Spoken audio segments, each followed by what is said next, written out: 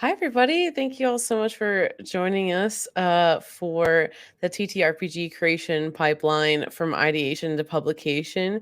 My name is Kage. I use she, hers pronouns, and I am here with. I'm Eve. I use they, them pronouns. And oh no, I'm on the wrong. There we go. There it is.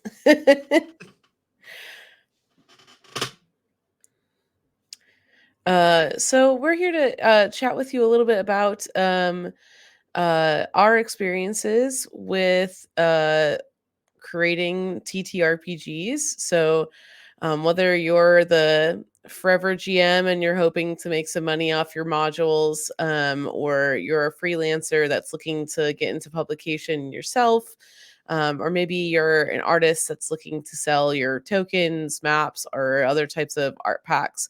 Hopefully, we'll be able to help provide you with some resources or help you find some communities to discover ways to publish your works to share with the world.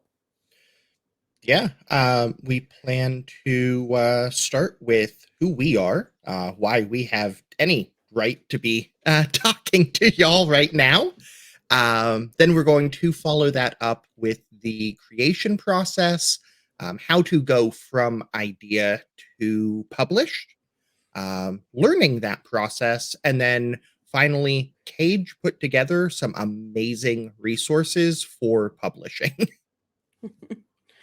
Awesome. So I'm Kate, and as I mentioned, I use she, her pronouns. Both Eve and I work at Roll20, and we just wanted to share a little bit about our experiences within that role as well as outside of that role. So I started with writing tabletop RPGs in 2020 when I signed up for the RPG Writer Workshop, which is now called the Storytelling Collective's Write Your First Adventure Workshop. And since then, I've written or helped do layout for several different adventures, encounters, subclasses, setting supplements for both myself and a handful of other publishers, and also crowdfunding campaigns. In addition to writing, as I mentioned, I'm also a layout designer. So I actually have a bachelor's degree in graphic design. So I've been able to kind of pull some of my educational training into my freelance work. Um, since 2020, I've taken the Write Your First Adventure workshop 3 times. Also took the Write Your First Encounter workshop once, and I've done countless other storytelling collective courses and challenges that I'm going to actually talk a little bit about more later. And uh, my involvement with Storytelling Collective actually brought me into being their community manager in 2021. And I started off just helping out with managing the Discord server during the Write Your First Adventure workshop in November of 2021, and then have continued to part time work with them as their community manager. And last year, I was also fortunate enough to be hired by DriveThruRPG to be a part of the publisher relations team. I'm the community relations rep. I help manage the Discord server there. And just through my time with working with a bunch of different publishers, I've gained quite a bit of publishing knowledge outside of my own personal publishing history, which has admittedly been very D&D 5e leaning. So it's been really nice to work with other publishers who work with different systems and different types of publications. And I'm Eve. I followed a really weird path to get where I am. Basically, 18 years of customer service. And but now I'm a producer with Roll20. Um, I joined Roll20 at the beginning of the Panini as a contractor on their conversion team. What we did on that team and what that team that I now help oversee does is we take a published work and we break it down into pieces so that it can be used virtually. I moved into the producer role from another position last year, and since then, I've helped about half a dozen third party publishers release their work on Roll20, And then I have directly overseen the production internally of more than 50 releases. Creatively, I am relatively active in the OSR space.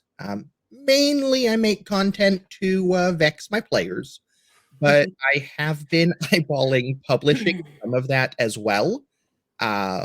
And then last year, also, after acting as a convention GM for their game Misspent Youth, I ended up joining the team at Fragging Unicorns. I say team, but really they are more of an anarchist collective who make games. And I'm helping with their upcoming Subversion TTRPG. That specifically has given me so many insights into the creative and playtesting process I would have never been exposed to otherwise. Awesome. So we wanted to start off by talking a little bit about the creation process. This is a very broad overview, and some folks may do this in different orders, or there may be different parts of this depending on what type of products you're creating. But this example that I'm going to provide is mostly about the writing process. As if maybe you are the writer and you might be working alone or with a team. Um, but the first piece is, of course, coming up with the idea, and um, generating the ideas and thinking of the words that you want to write. Some of the different pieces that might come with this might be creating mood boards or flow charts of the progress of your writing, creating playlists to get you in the mood of the project that you're working on, and just taking notes and doing research. I know in particular for maybe more like historical things or things that happen in like a real world, people will do a lot of research. Uh, through the Storytelling Collective's RPG Writer Workshop, I know in particular when people are doing like Call of Cthulhu modules, they'll do some research around the time period that they are or the location that they're writing their mythos in. So sometimes there's a little bit of research involved as well. And then you kind of move into that drafting and writing piece. You start to put the pen to paper, and you start outlining your thoughts, and you can use anything for this. Like I said, it could be just physical pen and paper, it could be in Google Docs or Notion or whatever workspace you want to use for that.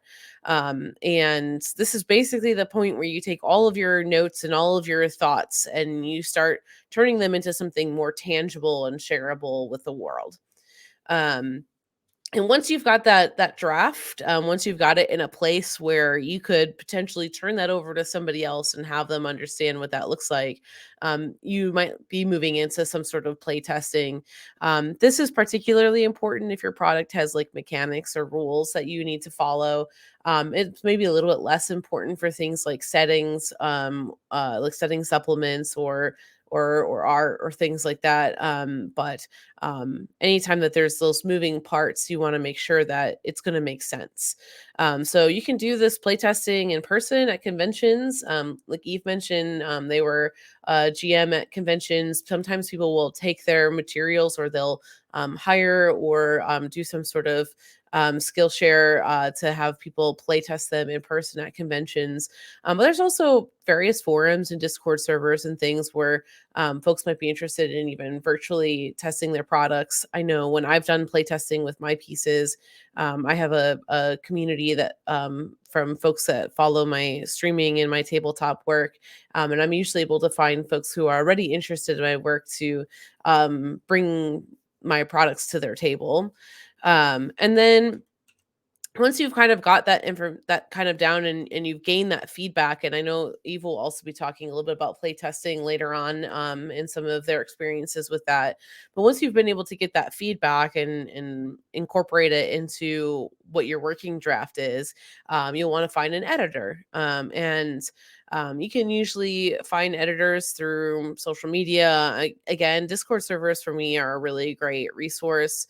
Or I mean, there's freelance sites too, where like Fiverr or things like that, where folks are will have like their rates out there, and you can hire them to help improve your words, so that way others will understand them better. And there's different types of editing too, so that's something to keep in mind, whether you're looking for like a development editor or a proofreader or a line. I mean, there's like a lot of different types of editing. So one thing you can do if you've never hired an editor before, if you're new to that, is you can look up some helpful resources on the EFA site, which is the Editorial Freelancers Association. They have some great descriptions of different types of editing and some suggested rates and things like that.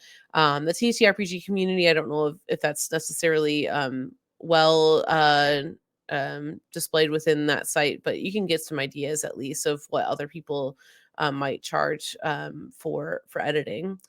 And then you might move into art sourcing, but sometimes that kind of is something that happens all along this road. You might be commissioning artists, finding stock art sites like DriveThruRPG, or like using Adobe stock or something like that.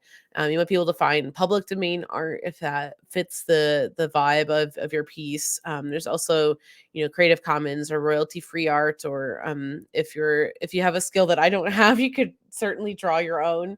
Um, but so you want to find those images that can help support your words. And then generally the last thing that will happen before publication will be that layout process. And as with most of these other steps, including the writing, you can commission someone to do that layout for you. Again, I encourage avenues like Discord or social media or some of those freelancer for hire sites. And if you're interested in trying to do it on your own, there are templates that exist out there that are available for Microsoft Word or Affinity Publisher, Adobe InDesign. And you can find some of those different tools on the drive-through and creative community content marketplaces, which I'll talk a little bit about later. But you could also just format them in a Google Doc. Honestly, one thing that as a layout designer, one thing that I tell a lot of people is that the organization can be way more important than the stylization. You want to make sure that that the information that you're trying to portray to the GM, because really the is like if with an adventure or setting supplements or something like that, the GM is really your audience, not the players. And so you want to make sure that it makes sense to them and they can follow it. And if just having a good hierarchy in your headings is the way you want to go with that, then that's way more helpful than adding in a bunch of different elements that make it hard to follow. I will add one thing to that. If you want to put your published work on Roll20, please Affinity or InDesign. It's very difficult for us to work from a Word or Google Doc, unfortunately, although we're Yeah. working on it. And that's the same thing for if you're interested in putting something out into like print or print on demand. Having your files in Affinity or InDesign from the start can help you make sure that your files will be up to printer specs a lot easier than other programs. But I do recognize that those also cost money. So something to note is that Affinity Publisher is a one-time purchase, and they do like sales, I think, like every quarter. So if you're not in a hurry to get it, you could just kind of follow them and see when their sales are, and you can get a pretty good deal on them. But I personally prefer Adobe InDesign. I think it's just much has a lot more of what I need in it. I will say though that I am very fortunate that I am still surviving off a copy of Adobe CS6, which was prior to their subscription service. So Adobe can pull that from my cold dead hands. Yeah, yeah. And it is, of course, important too, since they are both um, purchased software, that make sure that you're not spending more than you expect to make. Um, Yes. but learning the process, Cage and I both entered the gaming industry from very different avenues. So we want to share a bit about how we learned the creative process and what's worked for us. We've got Kage came in from the Storytelling Collective, which is an online learning community. They have courses that are engaging, they're actionable, they are incredibly affordable. I've looked into them myself, and it is tailored to creatives who are kind of just starting out or venturing into something new. This cat's name is Fluff, and he is a Oh my menace. god.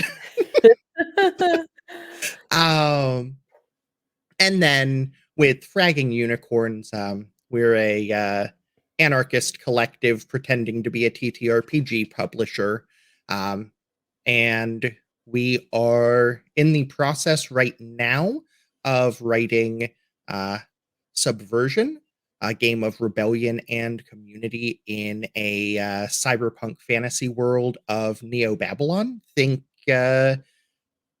essentially what would things be if magic was out there and Babylon was the dominant superpower. And that is the same universe as our tabletop war game, Gangs of the Undercity. Um, and we have another question of which part of the process do you find hardest to get through? Uh, for me, that is actually the writing process. I will put word after word after word down, and I always feel like I just get stuck there. How about you, Cage? Honestly, I was gonna say, like, a really similar thing. I think the beginning of the writing process is a little bit easier for me when you have all these ideas rushing through your brain and you just are, like, kind of, feverishly taking notes on different things, and then I can usually get to, like, the layout phase, and then I start, like, writing stuff, but then just, like, that end of writing to getting it to editing can feel like such a slog to me, and I think part of that is just, like, to help kind of get over that is, um, honestly, I think sometimes, consuming other types of media can help spark that.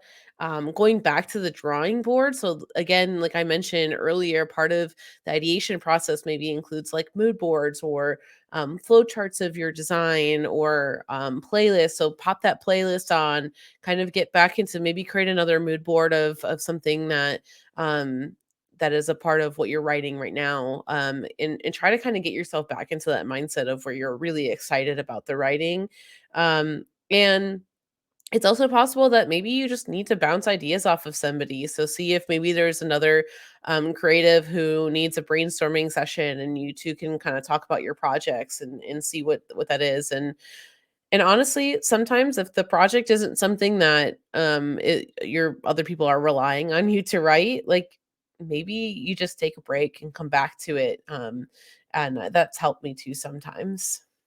Yeah, same. I will say that for me at least, the ideation part just comes easy, and then everything after that gets progressively more difficult as more ideas start forming. But I'll talk about that in Yeah, a yeah, bit. gotta get the scope spray out. Yep.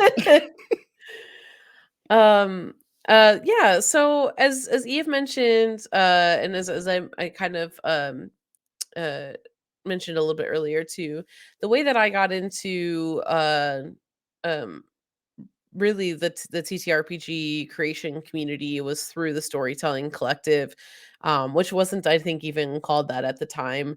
But basically, they help people who have maybe just kind of some notes scratched out on paper, and you're trying to figure out how to organize that into something cohesive that others can follow, or there's a couple different ways that you can kind of get into the publishing and gaming industry through their courses. And I've got some examples of courses in here. But one of the newest programs that we have is called Bookworms. And has the most adorable little mascot, Kayla Klein, illustrated that, and it's the cutest thing in the world. Um, but it's actually a book club to help you learn new TTRPG systems. So in March, we had Paul Fricker on talking about Call of Cthulhu. And in April, we're going to have Grady from the Gallant Goblin in talking about Pathfinder. So we provide some materials for folks um, and live calls, a couple of live meetings for folks who are members. Every month to come and chat about the different systems. So, if you've ever been like, I have ideas, but I don't really know what system I want to write in, that might be a good opportunity to kind of learn some of those new systems or systems that are new to you. We also have a series of dungeon design essential courses where the two that we have currently are called Moments and Treasure. We actually have a soon to be released third one about traps. So get excited about learning a little bit more how to design and write different types of traps for your products. We also have a little series about solo adventure game books, and you can learn how to both write and lay out your solo adventure game book using between two different courses. We also have a campaign setting primer. So maybe if you're not so interested in some of like the shorter modules or things like that, you can learn how to uh, uh, you can learn how to plan, write, and market your original campaign setting. And I think one thing that a lot of folks struggle with, and we don't actually get too much into this part of the process, the post publishing process, is um, the marketing 101 course. So the founder of the Storytelling Collective, Ashley Warren, actually has some um, uh, educational background in marketing, and I believe does that as some of her other full time work. And this is a basic marketing course for folks that has a focus on TTRPG content. So I've taken this course myself, and it helped me learn a lot about. The different ways that you can kind of track your sources and different ways that you can market yourself. And then, of course, there's like the two kind of more flagship courses. So the Write Your First Adventure, which helps you write a one shot in a month. And currently, we have a couple of different paths. So you can write for like D&D, Call of Cthulhu, or RuneQuest, or there's like a general path where you can write for whatever system you want or make it system agnostic. And then Write Your First Encounter, which I would suggest for folks who are just getting into this. And that's when you write a one-page D&D encounter in a month. And then that's posted up as part of a collection on the DM's Guild.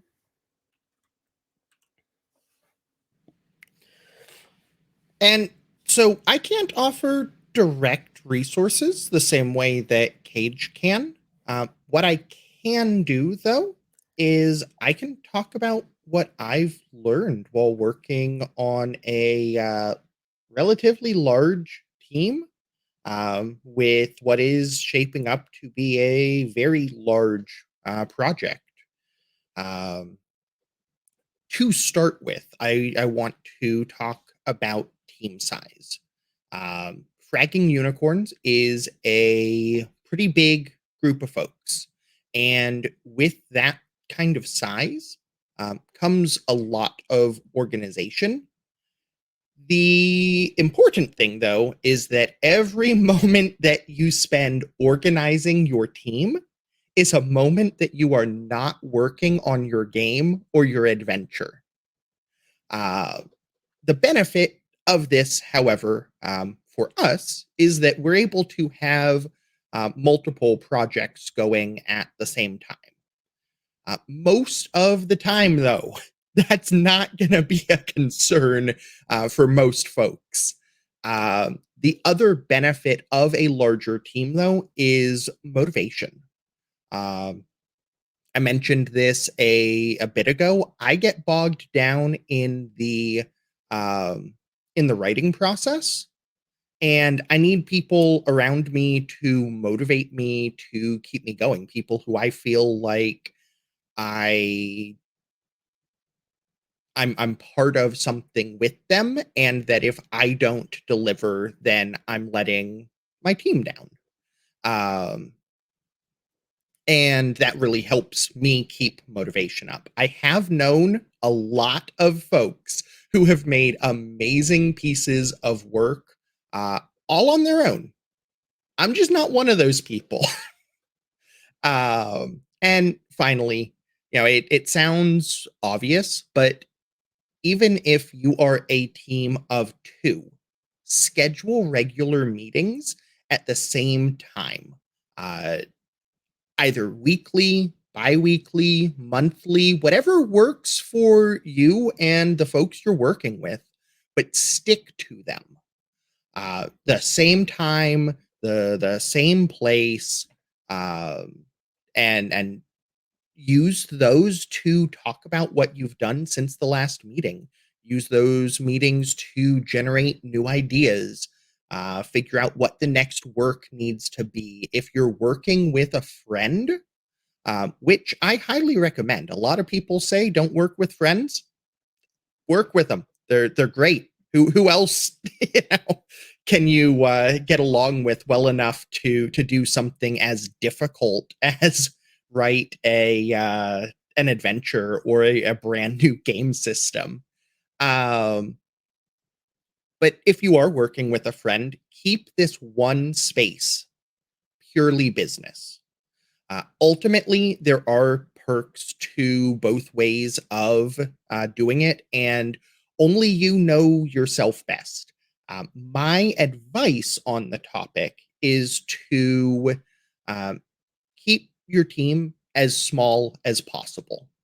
Figure out how profits are going to be split right up front, and then add folks as you need a skill that they have. If you are a two-person team and neither of you are able to do something that you need, or if you need an outside perspective, consider if you have someone in your network who would be interested in working with you, and ask them about it.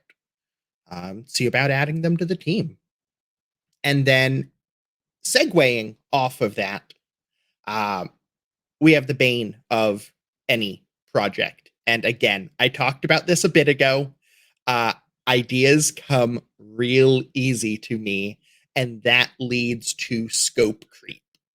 The only thing I can really say, if you take nothing away from this other than what I am about to say right now, avoid scope creep at all cost. Outline your project before you ever start writing. When, in my opinion, you go from ideation to outlining to writing. um, and then you have to stick to that outline. That's the hard part. It is so easy to deviate, and no matter how cool of an idea it is, if it changes the overall plan of your outline, write it down in a notebook. Use it for your next project. This goes doubly when you're working in a team. It is very easy to get an idea that, oh, it only adds a tiny bit of work and it would be so cool. No, because when you do that the first time, the next one comes up, and then the next one, and the next one. And before you know it, your project is completely different from what you set out to do, and it took you 3 times longer than it should have. TTRPG and adventure design is secretly advanced project management. I learned that from the inimitable Jay Dragon on Twitter, who wrote Humblewood. Not Humble. Who wrote not Humblewood? Yazeba's Wanderhome. Wanderhome. Oi, sorry. um, Wanderhome, which is amazing. Um, but it's advanced project management that's being done by people who probably aren't project managers. Um, it is very important to get into that mindset and remember that if an idea is cool enough and you remember to write it down, it can always make it into your next project. And I'll say that, like, this happens a lot with crowdfunding campaigns. People get really jazzed when people start contributing to them, and they're like, well, let's just add all these 30,000 stretch goals. And then it's like 5 years down the road that they're actually able to fulfill it. Because even adding in like one more chapter of information, now you're sourcing more art, you need more writers, you need to edit that more, you need to, it's more for the person to lay out, more for playtesting. Like each one of the parts of the process that we talked about earlier grows, and that's just adding like one extra thing. So yeah, definitely I agree. I have a personal experience too where during playtesting we realized that in an encounter that we had in an adventure just didn't quite fit, and my co-creator and I just ended up publishing that separately, because we still thought it was a cool idea, but it just didn't match what we were doing. Yeah, and if you're doing a print run, when you add to your scope, you're adding to your print cost as well. As far as the question go about outlines being so important, how do you know you got them right before getting to the next stage? Ultimately, you kind of don't. You get them to a point that you're happy with. You get your outline to a point where you have something that you feel like if you follow it, you will end up with something that you like and that you're happy with. And you just sort of take a shot in the dark, in my experience. You get a Yeah. feel for it over time, but it's not easy. And I think what you've said is like when they say like stick to your outline, it doesn't mean that you can't adjust or be flexible with it. It just means stick to like the scope of your outline. So when I create my outline, one of the resources that I found really helpful from the Write Your First Adventure workshop was creating a flowchart of your adventure design. And so you have like an idea of what are the different ways that people can make their way through this adventure. And each of those building blocks of that flowchart um, will be like a section in your story. And it's okay to move those building blocks around as you're drafting and as you're ideating and things like that.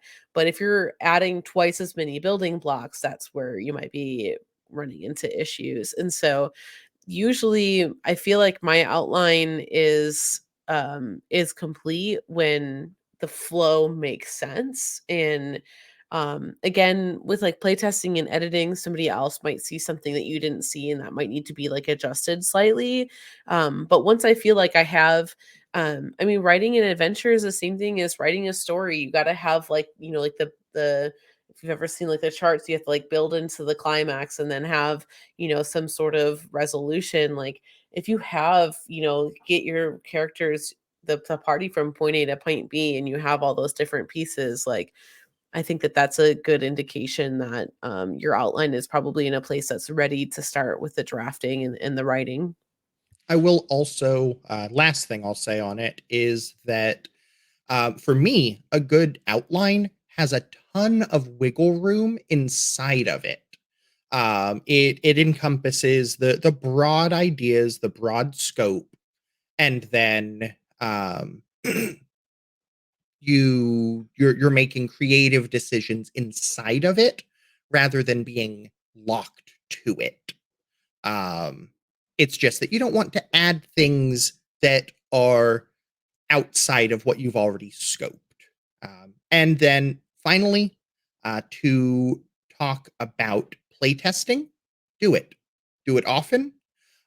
If you find that something doesn't work, either toss it or fix it. And when you schedule playtesting sessions, you want to go in with a plan. I see a lot of playtesting done where it's just sort of, hey, let's see how other people react to this. And that can be fine, but you get the most out of it if you target your playtesting to a very specific thing that you're having trouble with or that you want to make sure you have just right. Um, as much as possible, you want playtesting sessions to be with people who aren't working on your game. That can be tough, but fresh eyes are one of the single best resources that you can have because they're going to see things differently than anyone else on your team. Uh, it is slightly less important when making an adventure instead of a full fledged game system or a brand new rules hack. But you still want to make sure that you test how that adventure flows. Like Cage said, you have your flow charts. You want to make sure that it's understandable to the GM. All of that is part of the play testing process for an adventure, in my opinion, at least. Um, and finally, it can be really hard to take criticism on something that you care deeply about. Um, but that is the entire purpose of playtesting. One thing that has worked for me is to get that feedback anonymized, especially if it is coming from friends, and wait a week and then start to read it. That distance can really blunt some of the things that might be hard to hear. Early on with Subversion, we ran a playtest session um, with a lot of very close friends. And let me tell you, the criticism was harsh. Ultimately, though, with a bit of distance on it, we were able to take what was said, and it has improved the game immeasurably because we were able to take that, recognize that it came from a place of they wanted us to succeed, and then start to work with the criticisms they had.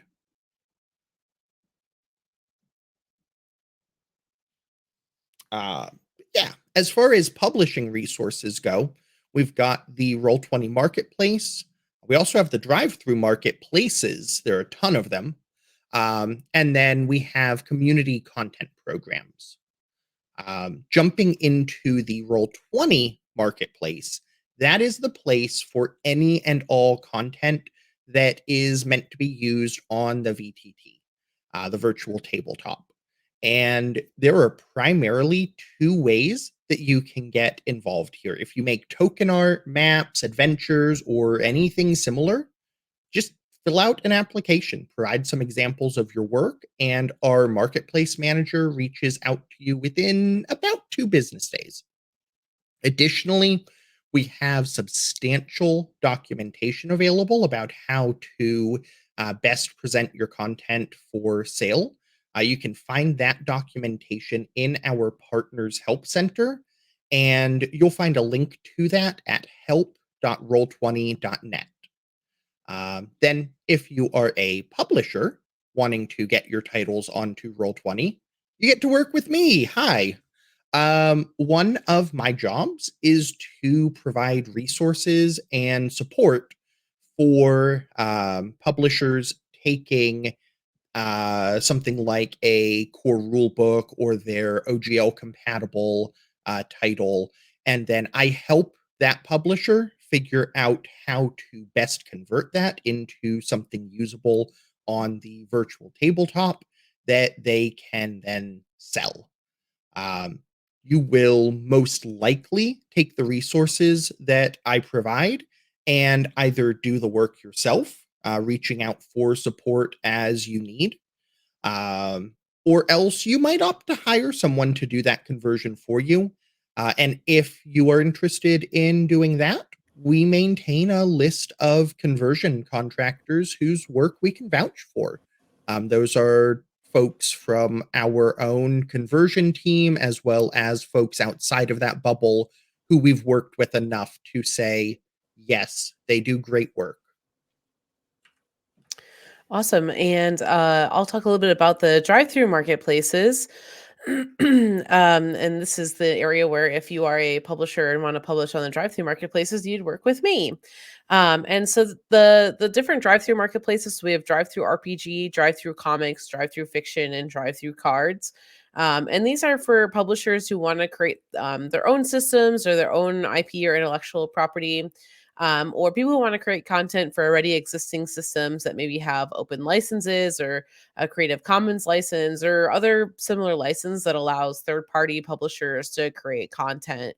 Um, and You can upload so many different types of file types to these sites. So I think the most common is probably a PDF, but you can do like zip files of art if you are like a stock artist or a map cartographer. You can do like print to play cards, or we also provide print on demand books, cards, map tiles, posters, all sorts of things. Um, uh, One of the sections of drive through fiction also includes like, I mean, you can do audio files for all of these. Sometimes people will post like soundtracks for RPGs and stuff like that, but you can also do like your audiobooks on drive through fiction.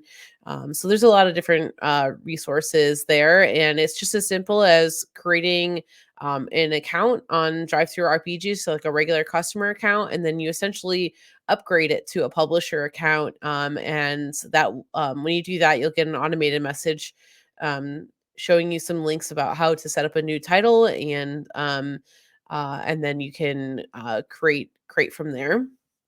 And then we also have some community content programs. So there are several publishers who have opened up programs that allow third party creators to utilize their IP, like things like locations or people or unique items that can only be used within publications on their content marketplace. So some examples of that I have listed here are like the Dungeon Masters Guild, Storytellers Vault, Pathfinder and Starfinder Infinite, the Miskatonic Repository for Call of Cthulhu, Savage Worlds Adventurers Guild, Johnstown Compendium for RuneQuest, or the Storypath Nexus. For a more deep example for the Dungeon Masters Guild, this would allow you to use things like the world of Faerun and locate things in Waterdeep, or use things like intellectual property like beholders and mind flayers and some of those things that Wizards of the Coast owns, or include people like Volo or Elminster or things like that. And this actually is almost easier than being a drive-through publisher, because you just need a customer account. You can just go under the account tab. For DM's Guild or Pathfinder Infinite or Storyteller's Vault, you just will have to make sure that you register your customer account with those sites. But you just set up a new title right there. So it's pretty easy to get started with publishing. There are other sites and things that you can publish on, but as we mentioned earlier, Eve and I work for Roll20, and these are the different publishing opportunities that fall underneath our Roll20 banner, so we can talk the most in depth about them. And I think I was supposed to wait until here to take y'all's questions, but I had fun pulling them in as they came in. We do have one more question here in chat. We've got about 5 minutes before they're going to cut me off mid-word, like the last episode of Sopranos. But what is one thing that listeners can do today to get started on their first TTRPG project? The smallest thing we can do, in my opinion, is to start writing. Just start writing. Start putting your ideas down on paper, and uh, it kind of flows from there. When you have something that you're happy with, if you have never published anything before, you just have to start writing. And when you have something, you reach out. Follow the steps a little more loosely if you're brand new to it. Yeah, I mean, if you wanna be like me, you can just sit on an idea for years and think about doing the write your first adventure workshop for years and just be like, "Nah, no, I won't do that," and, yeah, just, just, like, really let it fester. That's what I did. I think Neil Gaiman has a comic that is basically just make art. And that's really all that it boils down to is just do it. Take whatever you have festering, take whatever you have sitting inside of you, and turn it into art. Like I live in a tourist trap pretending to be a small town. And every year around this time of year, I get a fresh I plan that I am going to write a adventure about a group of goblins hired by a small town to get rid of the tourists. Yeah. Take it and turn it into art.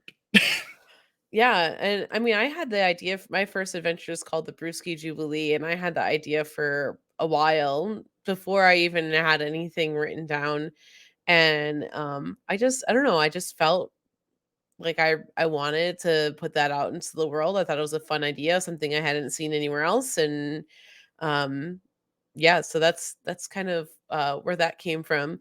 We can continue taking questions here, but if you'd like to continue the conversation with us as well, if you've been in any of these other panels so far with Big Bad Con Online, we'll be in the Discord server after this panel. So you're welcome to chat with us there, or you can also feel free to reach out to us directly. So as a reminder, I've been Kage. Use she, hers pronouns.